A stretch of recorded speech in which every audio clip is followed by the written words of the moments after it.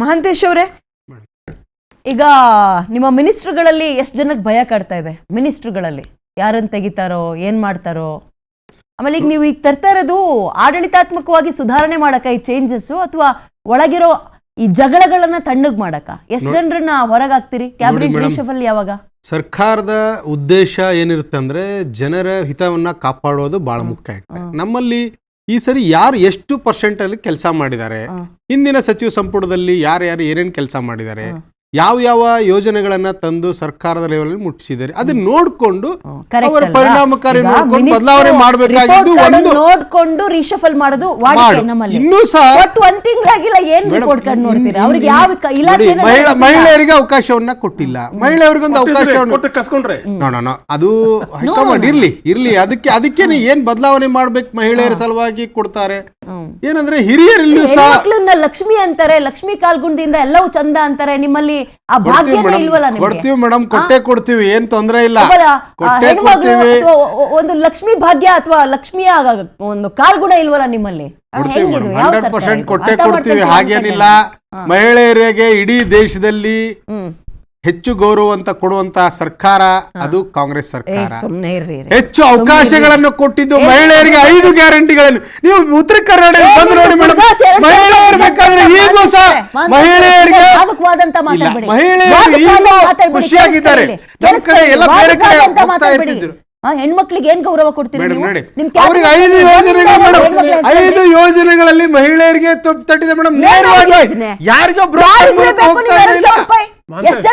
ಎಲ್ಲ ಗ್ಯಾರಂಟಿಗಳು, ಬಸ್ಸಲ್ಲಿ ಉಚಿತ ಪ್ರಯಾಣ ಮಾಡೋದಾಗಿರ್ಬೋದು, ಅವ್ರಿಗೆ ಕರೆಂಟ್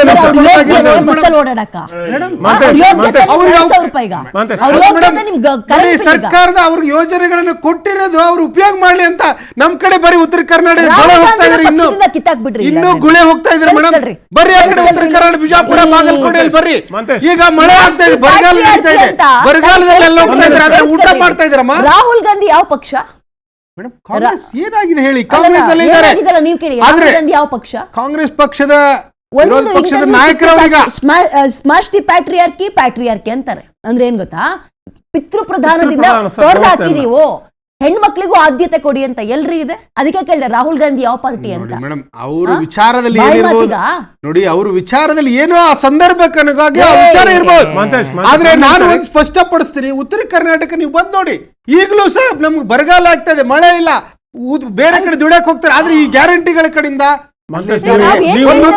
ಸಿಗ್ತಾ ಇದೆ, ಕರೆಂಟ್ ಫ್ರೀ ಆಗ್ತಾ ಇದೆ, ಇಲ್ಲಿಂದ ಇಲ್ಲಿಗೆ ಬೇರೆ ಕೆಲಸಗಳಿಗೆ ಹೋಗ್ತಾ ಇದ್ದಾರೆ. ಮಹಂತೇಶ್ ಅವರೇ, ನಾವ್ ಏನ್ ಕೇಳ್ತಾ ಇರೋದು ನಿಮಗೆ ಕ್ಲಾರಿಟಿ ಅಂದ್ರೆ ತುಂಬಾ ಕ್ಲಿಯರ್ ಆಗಿ ಅರ್ಥ ಆಗ್ತಾ ಇದೆ, ನಿಮಗೆ ಉತ್ತರ ಸಿಗ್ತಾ ಇಲ್ಲ ಅಷ್ಟೇ.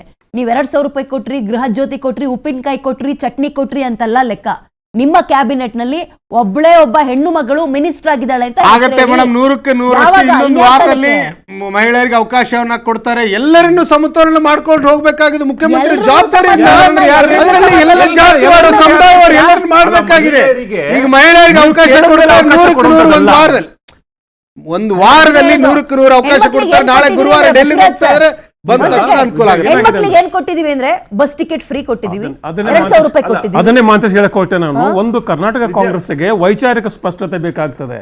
ಆ ವೈಚಾರಿಕ ಸ್ಪಷ್ಟತೆ ಏನು ಅಂದ್ರೆ, ಮಹಿಳೆಯರು ಕೇವಲ ನಿಮ್ಮ ಕಲ್ಯಾಣ ಯೋಜನೆಗಳ ಫಲಾನುಭವಿಗಳಿಗೆ ಮಾತ್ರವ ಅಥವಾ ನಿಮ್ಮ ಅಧಿಕಾರದಲ್ಲಿ ಭಾಗಿದಾರರ? ಅವರು 100ಕ್ಕೆ 100 ಅಧಿಕಾರದಲ್ಲಿ ಭಾಗಿದಾರರೇ. ಹೇಳ್ರಿ, ಎಲ್ಲಿದ್ದಾರೆ ನೋಡಿ, ಎಲ್ಲಿದ್ದಾರೆ ನಿಮ್ಮ ಅಧಿಕಾರ? ಎಲ್ಲಿ ಪಾಲ್ ಕೊಟ್ಟಿದ್ರೆ? ಎಲ್ಲಿ ಕೊಟ್ಟಿದ್ರೆ? ಹಿಂದಿನ ಸಚಿವ ಸಂಪುಟದಲ್ಲಿ ಈಗ ಒಂದು ತಿಂಗಳಾಗಿದೆ ಕೊಡ್ತಾ ಇದ್ದೀರಿ.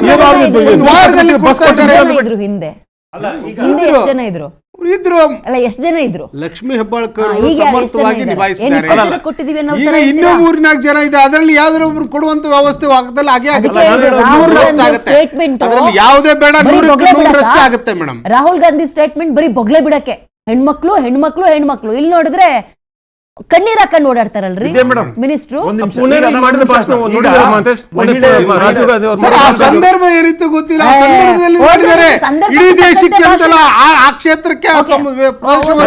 ಕ್ಲಾರಿಟಿ ಕೊಟ್ಬಿಡೋಣ. ಸಂದರ್ಭಕ್ಕೆ ತಕ್ಕಂತೆ ಭಾಷಣ ಮಾಡುವ ಧೀಮಂತರು ಆ ಸಾಂದರ್ಭಿಕ ವಿಷಯದಲ್ಲಿ, ಆ ಸಮತೋಲನಕ್ಕೆ, ಆ ಪ್ರಾದೇಶಿಕವಾರು ಪ್ರಾದೇಶಿಕವಾರು ನಾನು ಲೆಕ್ಕ ಕೊಡ್ತಾ ಹೋಗ್ಲಾ? ಪ್ರಾದೇಶಿಕವಾರು ಎಲ್ಲ ಪ್ರದೇಶದ ಮಹಿಳೆಯರು, ಎಲ್ಲ ಸಮುದಾಯದ ಮಹಿಳೆಯರಿದ್ದಾರೆ. ಎಲ್ಲ ಪ್ರದೇಶದಲ್ಲೂ ಇದ್ದಾರೆ, ಎಲ್ಲ ಸಮುದಾಯದಲ್ಲೂ ಇದ್ದಾರೆ ಮಹಿಳೆ.